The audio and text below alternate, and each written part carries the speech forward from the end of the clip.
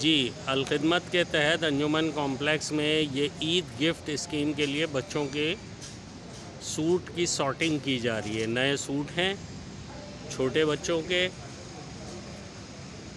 ये 24 साइज़, ये 26 साइज़ के बच्चों के, ये 28 साइज़ बच्चियों के, ये 30 साइज़ के सूट हैं बच्चियों के, 30 साइज़ के हैं ये बच्चियों के, ये 32 साइज़ है बच्चियों के सूट्स ईद गिफ्ट स्कीम के तहत।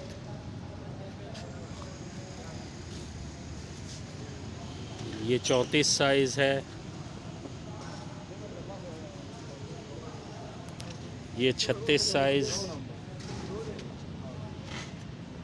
साइज़ है ये बच्चों के, और ये 38 साइज़ के हैं, 38 बच्चियों के।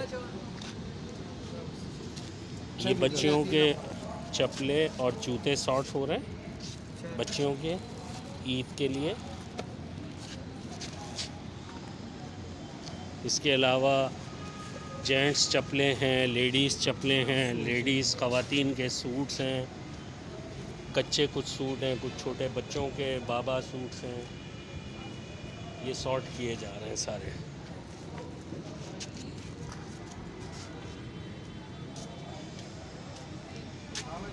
ये लेडीज़ सूट्स हैं, ये बेबी बाबा सूट्स हैं, ये ख़वातीन की चप्पलें हैं, ये भी ख़वातीन की चप्पलें हैं, ये मर्दों की चप्पलें हैं, ये सूट सॉर्ट की जा रही है।